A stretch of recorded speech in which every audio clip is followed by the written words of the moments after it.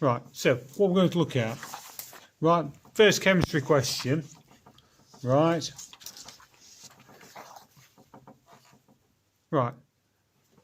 same as I said last night when we were looking at biology questions. I've gone and I've picked out things that are difficult where people lose marks, right?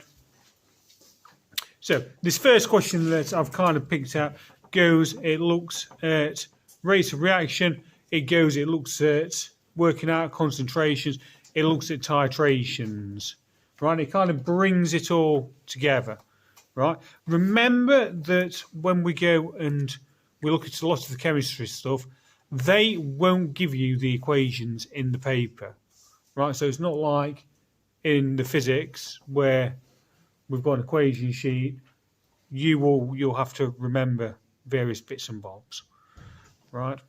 So it starts off. So in this question, this question is about citric acid, right? So we've got citric acid, right? Point of this bit, it doesn't really matter that we've never really come across citric acid before, because they've gone and given us the formula, right?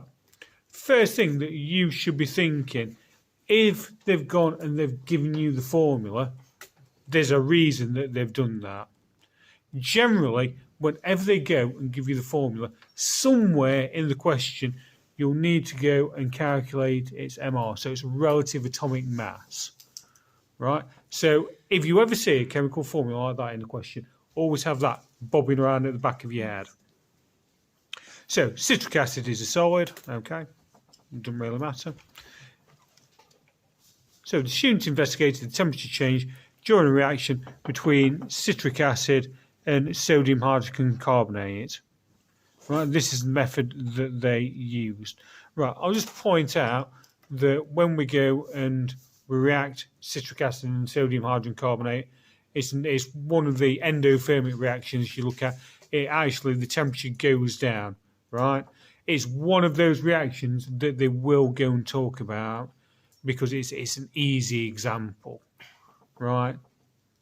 So the method they used, so they poured 25 centimetre cubed of sodium hydrogen carbonate solution into a polystyrene cup. Right, as we're going through, right, what I'd suggest, first time, go through and read it without doing anything.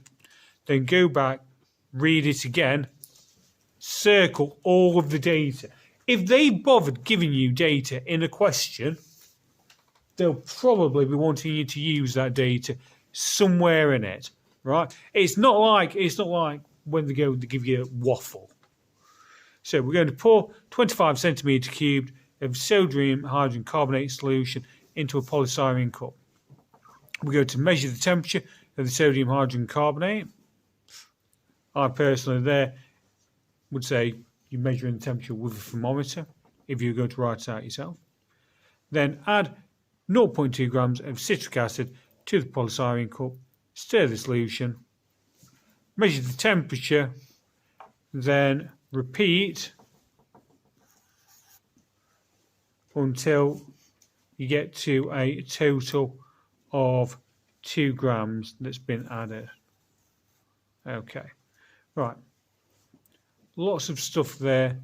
Make sure you go and read it carefully. Right. Other things, when you're going and you're looking at a method, it's always worth having at the back of your mind, right, so where could some of the errors be? Right, because they quite often turn around and say, right, so what might cause or what might be a source of error in this method?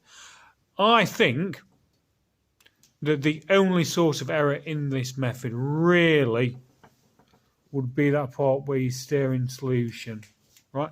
They will make the assumption that you've measured the 25 centimetre cubed out correctly.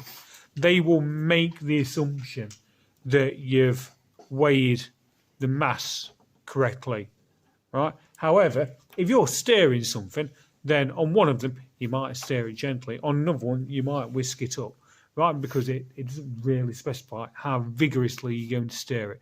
So that's something, if you ever see that something's being stirred, that's something that's worth having at the back of your mind, right? So the student plotted the results on a graph. So the student's graph is shown below, right? So we've got our graph of our results. Right, it's worth remembering, whenever you go, look at a graph, so the temperature change, or whatever's on that axis, is always going to be your dependent variable.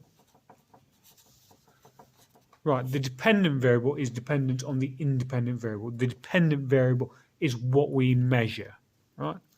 So our independent variable is always going to go and be on the bottom.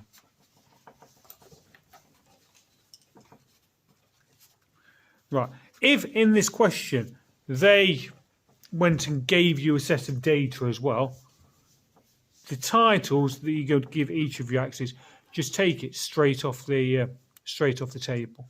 It's also worth noting, do not forget units, right? If you don't put the units in, you won't get the marks, right? If you were labeling a graph, for instance. So the graph shows an anomalous result where the anomalous point when 0.6 grams of citric acid was added. Right, this was caused by the student making an error. Right, we know that it's an anomalous point because it doesn't sit on the line of best fit. Right, easiest way to go and see if a point's anomalous, anything that is a long way away from the line of best fit, we can classify as being anomalous. So the student correctly measured the mass of citric acid, read the thermometer, plotted the point, right? So all those things that we said when we looked at the method.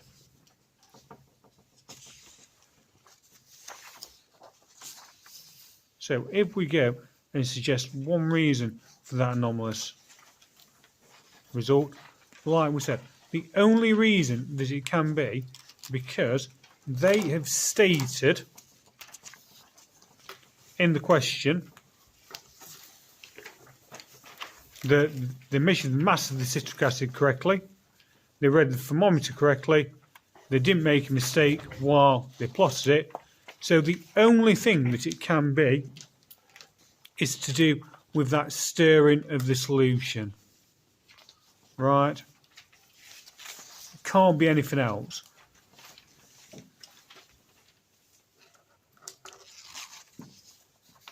Right.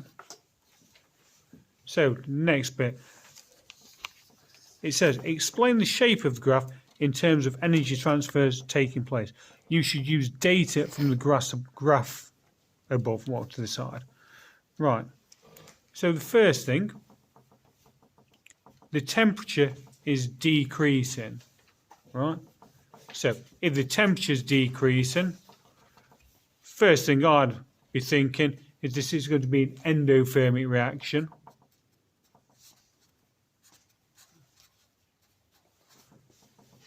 Right. Then it specifically says use data. So we know that it's an endothermic reaction because the temperature is decreasing the more the mass of the citric acid is that you are going to go and add. Right.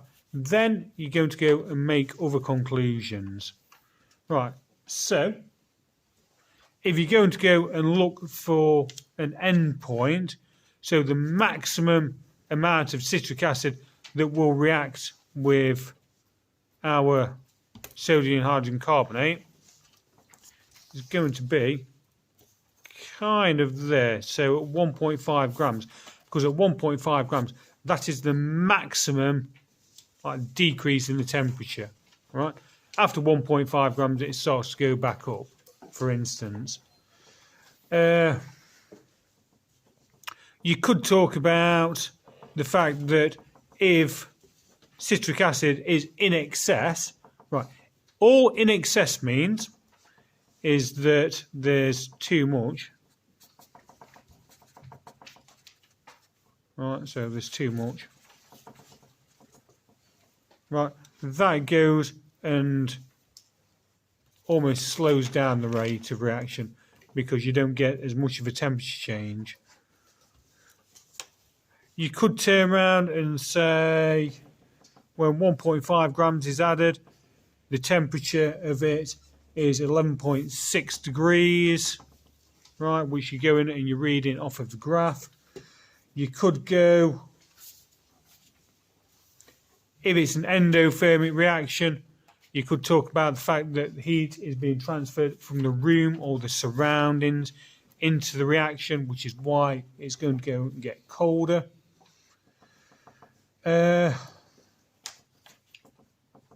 Yeah, that's probably about it for that. The point is, it's said specifically to use data. So you've got to go and quote data. Don't fall into the trap of just saying, wow, it looks okay, right? You've got to go and quote data from it. Okay, that takes us on.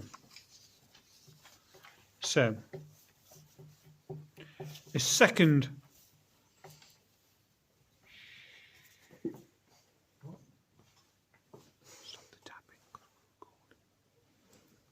second student repeated the investigation using a metal container instead of polystyrene cup.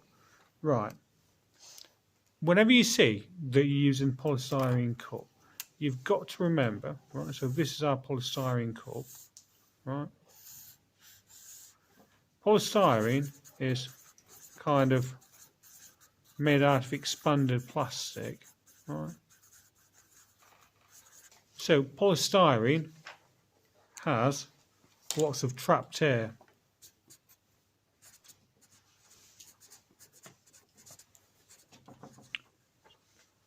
If you've got trapped air, that is going to decrease any sort of conduction.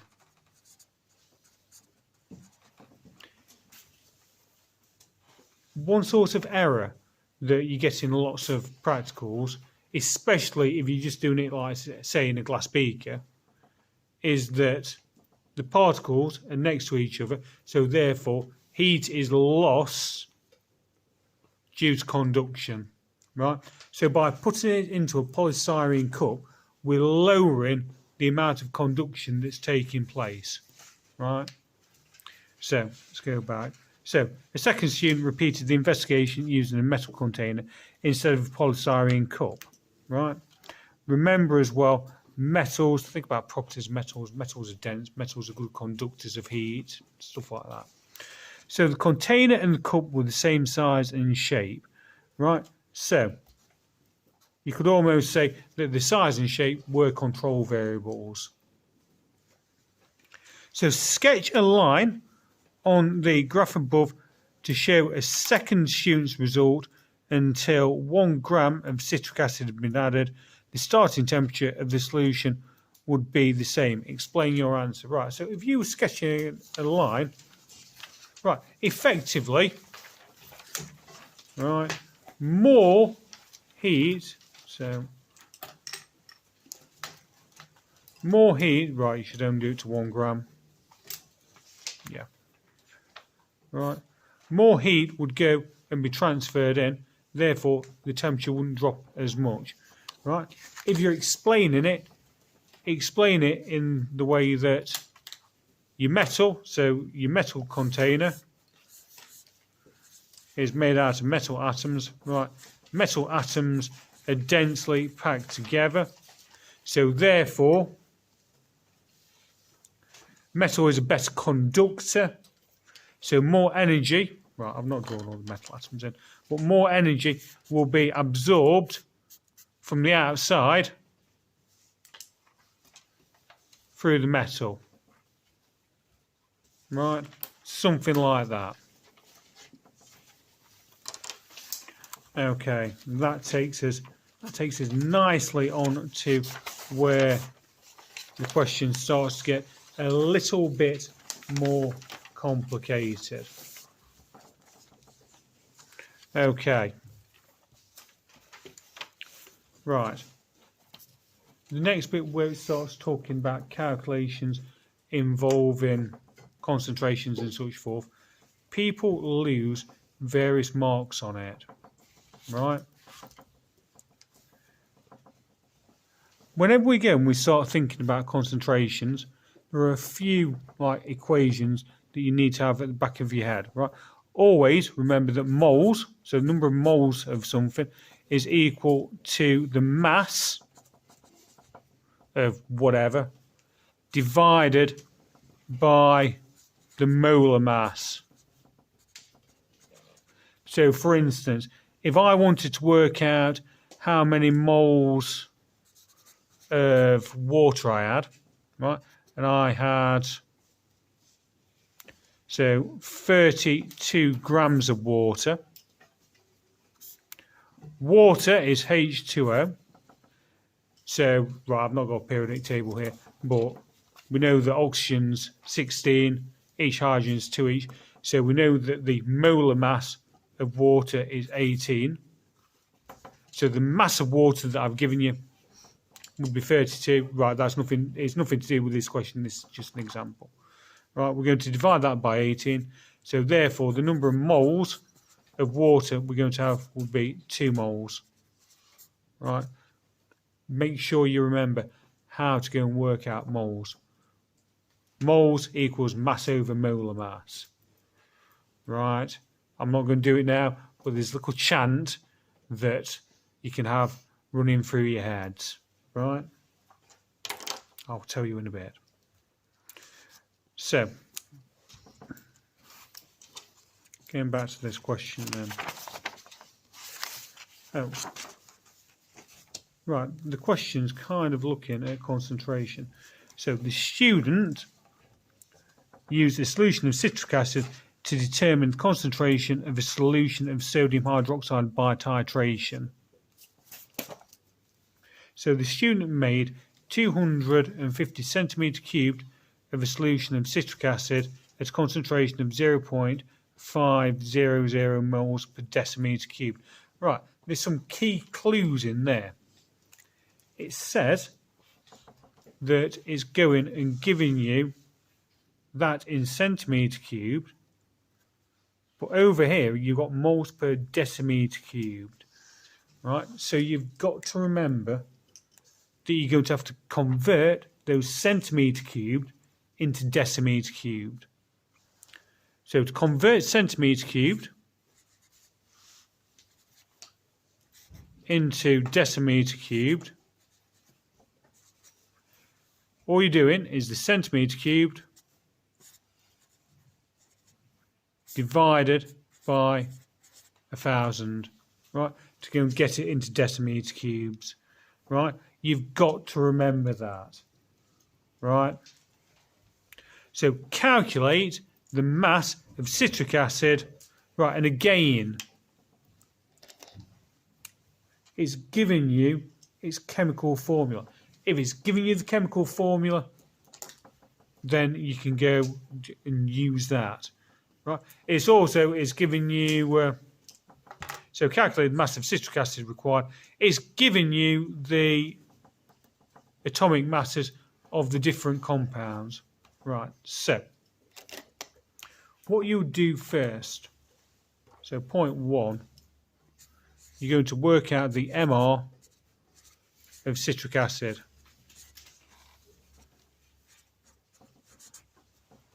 Right.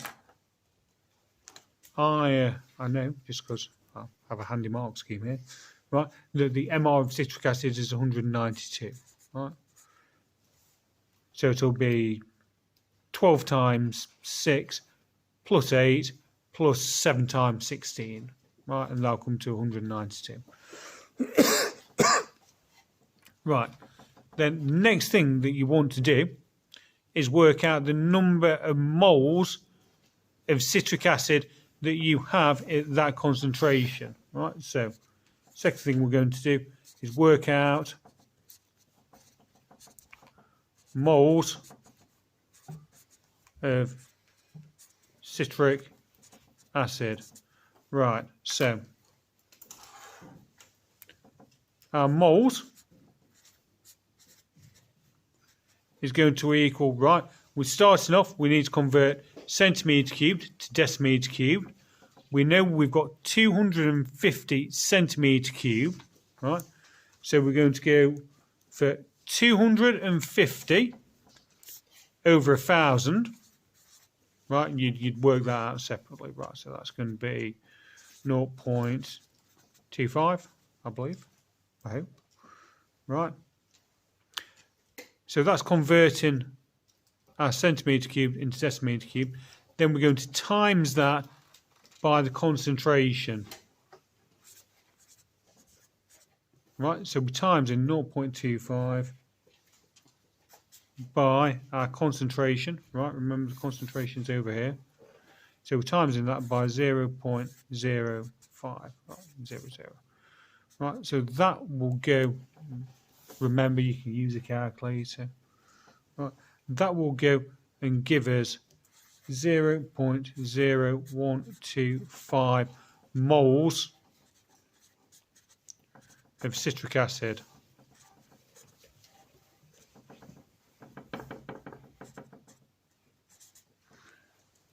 Right, so that's the first thing that you'll need to do. So then it's asking you to work out the mass of citric acid that you require. So you just go back, use your calculation for moles, right? So if moles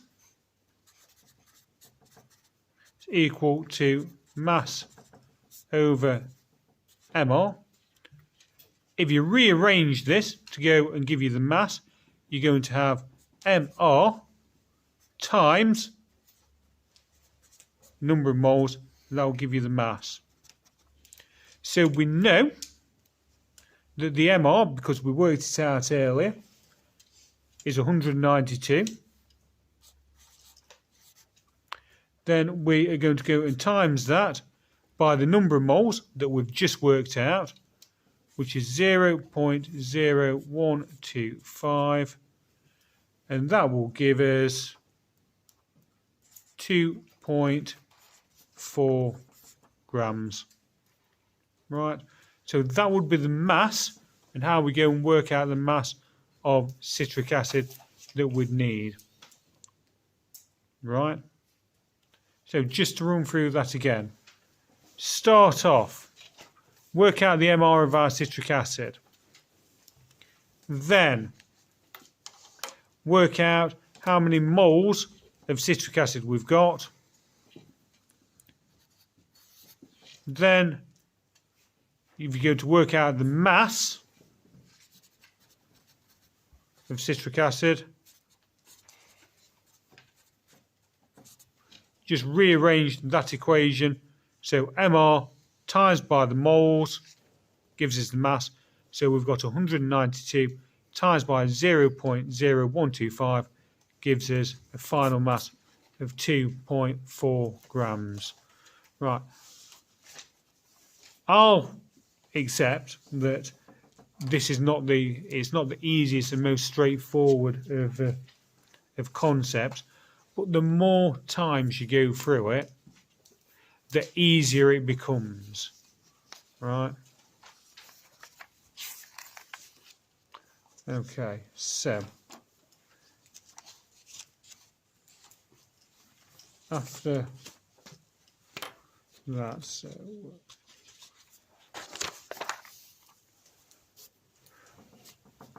we broke it up into 3 points as well because it's worth 3 marks. Don't forget the unit.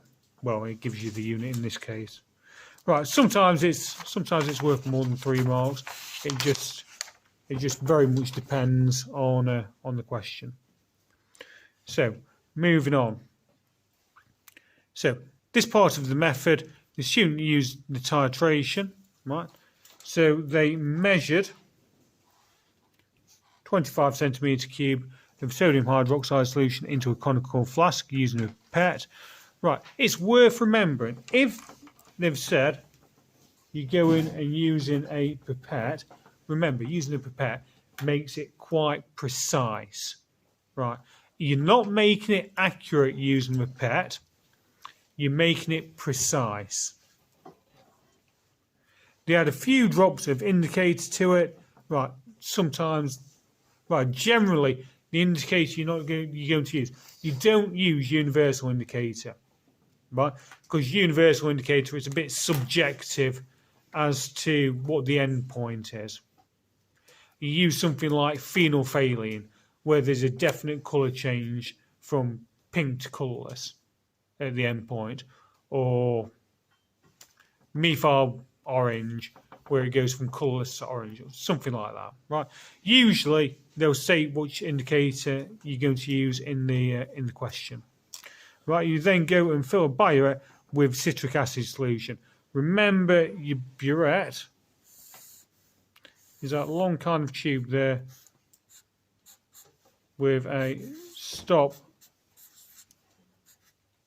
at the bottom, and it goes and it measures out the amount of solution that's running through it quite precisely, right? Remember, everything to do with titration is talking about precision. So it says, describe how the student could complete the titration. Right. You just need to make sure that you know your method for titrations, right? So you go, make sure that when you're adding it, swirl the conical flask, because that mixes it together. When you go and get that first colour change, stop your stop clock and record how much citric acid has been used. All right, you then go and chuck that away. You repeat that method again, but when you know that you get to a similar level on your burette, you just go and you start letting the citric acid just go in drop by drop, right, until you get that colour change. After you get that, you go record that again.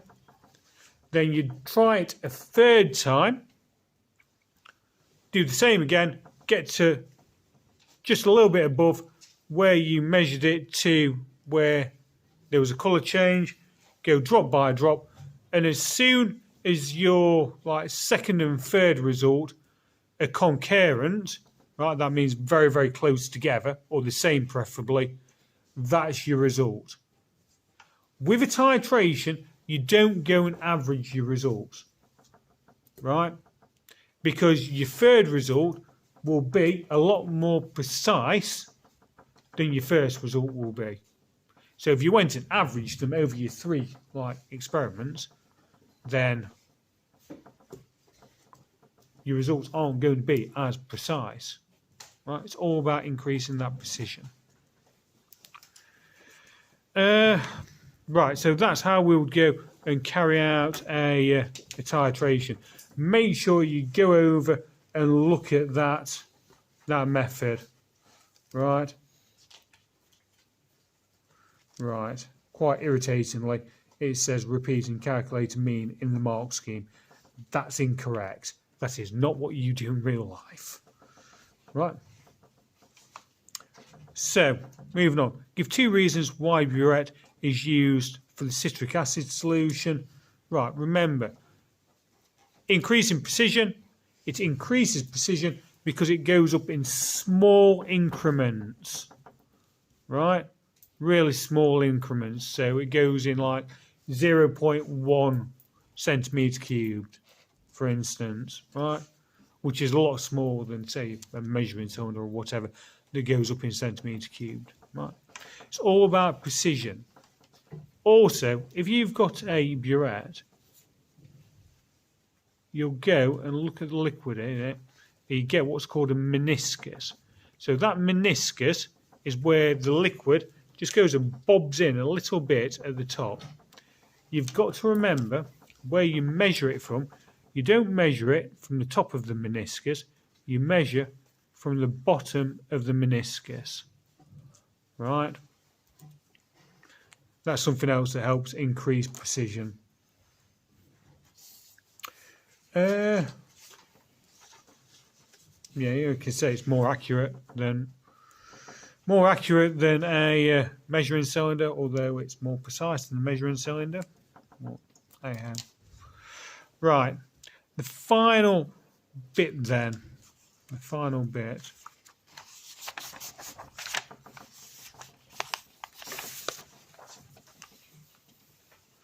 So we've got 13.3 centimetre cubed. Right, remember again, if we've got that centimetre cubed, always have it in the back of your mind, we probably need to convert that decimetre cubed. Of 0.05 moles per decimetre cubed, so there's your decimetre cubed. Citric acid solution was used to neutralise 25 centimetre cubed of sodium hydroxide solution. Right, so the equation is shown below. Calculate the concentration of sodium hydroxide solution in moles per decimetre cubed. Okay, right, first thing that you're going to do then, similar to what we did earlier. Part 1, work out the moles of citric acid. Right, so moles. So we're going to go and work out the moles of sodium hydroxide. If you look at your balanced equation, you've got 3 moles of sodium hydroxide for every 1 mole of citric acid. So, come here. To work out your moles of that, you're going to just do 3 times 0.000665, which will give us 0.001995 moles of sodium hydroxide. Then finally, to work out the concentration of sodium hydroxide, so concentration is going to equal, right, remember now we're changing back from decimetre cubed back to centimetre cubed. I know it's a bit of a faff, but hey ho. Right, so that's going to be 1,000 now divided by 25, because it says over here that we've got 25 centimetre cubed of sodium hydroxide. Then we're going to times that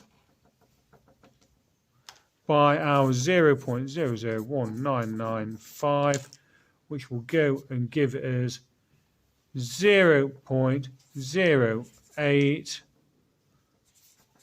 moles per decimetre cubed. And that is how you'd go and kind of do it in the opposite direction.